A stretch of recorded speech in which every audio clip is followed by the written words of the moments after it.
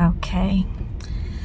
So I just got off from work and I am craving a hoagie. I don't know why. Somebody was talking about hoagies today at work, and that is what I feel like eating. So I am going to stop at Wawa today, get myself a hoagie. I don't really have a whole lot of money. I probably should, but that's what I'm going to do. So I am 50 years old. 52 now? Am I 52? Oh my gosh. You know, when I was 48, I thought I was 49. And I thought that I turned 50 and I was all upset. And then about 2 months before my real 50th birthday, I realized I was only 49. And I'm like, oh my gosh, this whole year I thought I was 50 and I'm only 49. I was still in my 40s thinking I was entering my 50s, and I was so upset that I thought that I was 50 for a whole year, and I was only 49. So I think I'm 40. I think I'm 52. But I am single. I'm divorced. I was divorced a long time ago, 25 years ago now. Actually, we didn't actually get officially divorced, but we haven't been together in 25 years, and we never owned a home, and we didn't fight over our kids, so there was no reason to actually get divorced. There was no assets, nothing we had to split or anything. Neither of us wanted to remarry yet, so we just never bothered. But it's been 25 years, and we are divorced because he got arrested and went to jail when my kids were 6, 3, 1, and 6 weeks old. And when I was pregnant with my youngest daughter, he was really bad into drugs, and I knew I had to leave him. He was starting to be violent. And I was planning on leaving him, but I had 3 kids and I was very pregnant and I didn't have any money. So I was like, okay, I'm going to wait till the baby's born. When she's 6 weeks old, I'm going to get a job and I'm going to just start saving money, and then I'm going to leave him. Well, right when she was about 6 weeks old, he got arrested. So I didn't have a chance to save, and my little part-time job turned out to be what I was going to have to provide for my family with, and I had no family to help me.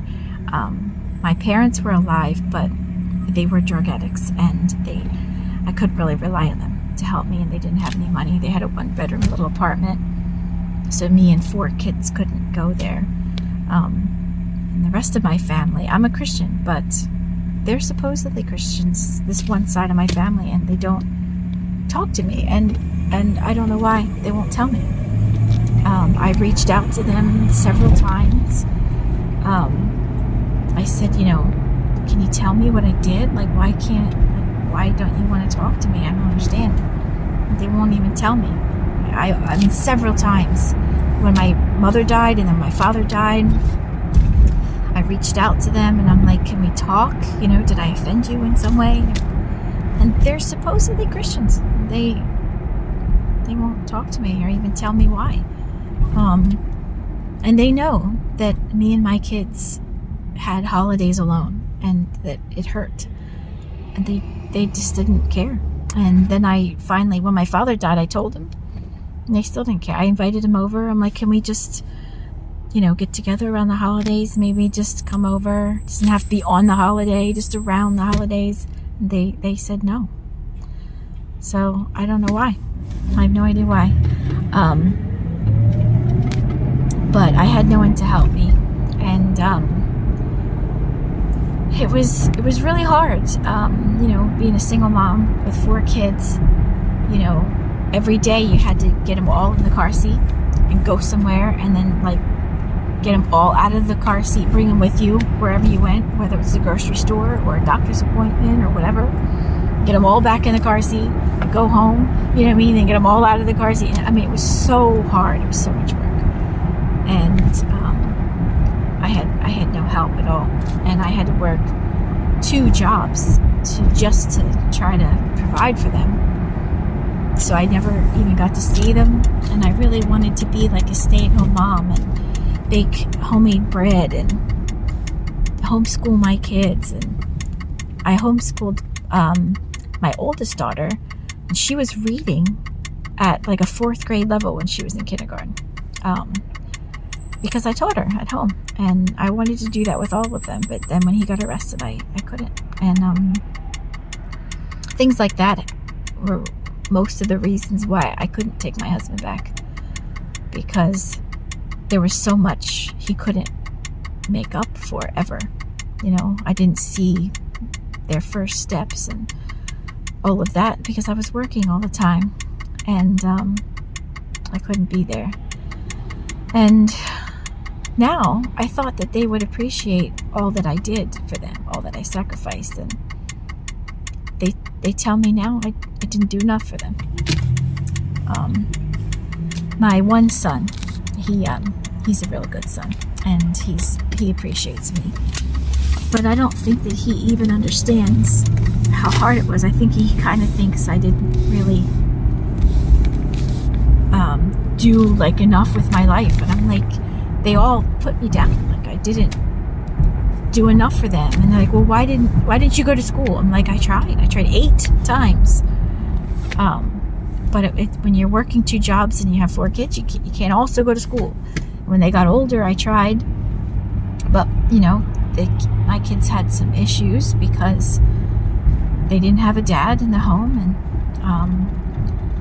I was pretty much not able to be there. And then I got a really good job at a hospital, and I was working at night when they were teenagers, and I took the job because it was good benefits. It was $4 more an hour, but they were then, of course, home alone every evening by themselves, and they were teenagers, so that wasn't a good thing. And by then their father was out of jail. And I asked them to please like check in on them in the evening because I had to work. He didn't come over once.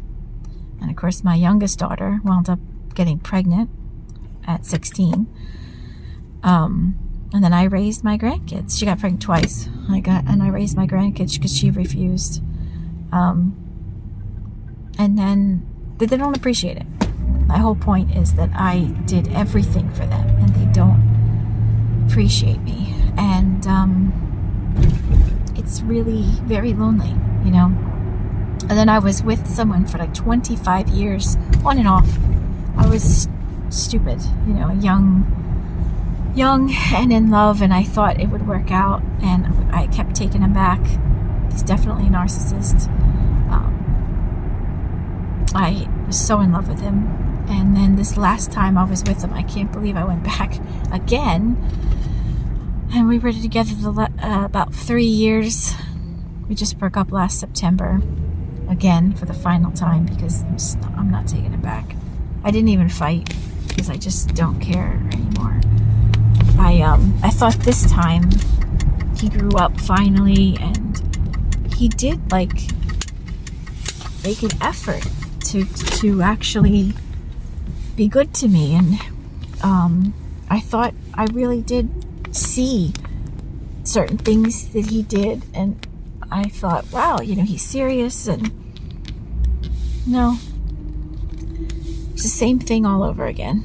Even though for like a year and a half he was good in a lot of ways, he just wound up going back to the same. And you know, he was a dance teacher, he's a player, but I thought he grew up. And I really thought he was making an effort, and then he didn't. So it was 25. I can't say that I regret, though, my time with him, but I do wish that I had like a life partner, you know, like a best friend that I share life with. Although I think now, if I do meet somebody now, that I will have a different appreciation for that. and respect for that. And I know exactly what I want. So I don't think anybody's beeping at me. I just parked my car. I can't possibly. Anyway, that's my life. And now I have a job that I like, but I really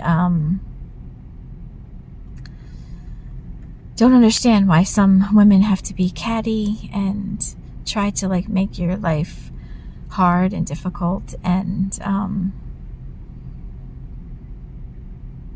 you know, people don't understand, you know, what you're going through, and then they just do petty stuff to make your life even harder. And anyway, I thought, you know what, I enjoy some of podcasts I hear, women my age that are in similar situations where they're alone, and some of them don't have kids. I have kids, but they're not really talking to me. And I just thought, you know, we need to find each other somehow, you know. So I'm going to just tell people my story. And it was only a few years ago that I had a huge house, and I had all my kids living with me. And every holiday, I love to cook. I'm Italian. And I would just cook for like 25 people. And it was great. Like, I lived for the holidays. And I cooked everything, and everyone loved to come to my house. And it just all fell apart. And now, like, I'm alone on holidays. And I don't know who I am, because that's how I define myself. That's who I was. That I'm Italian and I like to cook. And I had my kids with me, and we cooked together. And what the hell is going on over there? I don't know. But anyway, I have to redefine myself, but I don't want to define myself. I don't want to redefine myself. I liked my life. You know, I liked that I had a house full of people that I cooked for, and I loved that all my kids were close to me and they looked up to me, and that was who I am. And now I don't have that. And it's different if you're starting your life over and you want to redefine yourself, and you're excited about redefining yourself. But that's who I want to be. I was everything I wanted to be. I still want to be that. But I can't be that if other people don't want to be with me. You know what I mean? So what do you do in that situation where, you know, you like who you are and you like your life, but you can't really be who you want to be without other people. And if they're not there, you can't be that. So I have to redefine myself and be somebody I don't even want to be. So it's tough. But, you know, I find joy in tiny stuff. Like, I'm going to go get a hoagie from Wawa, because that's what I feel like eating, right? And I'm going to sit and I'm going to enjoy my favorite YouTube show while I eat it. And anyway, if you're out there and you're in a similar situation, you're 50-something and single, and your life is not really what you thought it would be, you know, how do you make friends when you're my age? Because it's like, you know, after work, I want to go home. I don't want to go out, you know. Even on the weekends, I have my grandsons, and I love spending time with my grandsons. And if I could go out, I don't want to go to a bar. I mean, I'm involved in my church, but I'm not involved enough really to make friends. And it's like I go and I leave and I don't really meet anyone. I mean, you say hi to people, but it's not like, you know, when you're young and you meet like a best friend that you call every day on the phone and you're like sharing your life, you know. And I used to be close to my cousin, and we used to just, you know, talk every day, talk 4 times a day, and just talk about what we're doing and what we're going to eat or what we're going to cook this week or what holiday's coming up or whatever. And, you know, when you don't have that, it's, where do you find like a new best friend when you're like in your 50s, you know? It's, so I thought, you know what, I'm just going to put myself out there, and, you know, maybe there's others out there that'll see my video and maybe we can connect. If we live close, we can connect in that way. But if we don't live close, maybe just even in the chat. And maybe other people in my situation won't feel so alone, because, you know, there's other people like them out there, you know. So that's pretty much my life, you know. I mean, there's things I like about my life. I like the weekends with my grandsons, and I'm a writer. I'm in writing. I like doing YouTube videos. So anyway, you're gonna come with me, I guess, on my journey to rediscover and define who I'm gonna be now. Let's see what happens. So if you happen to see this video, of course it's just starting, so nobody may even see it for I don't know how long.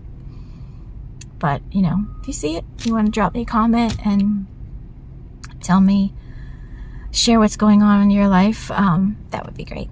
All right. See you around.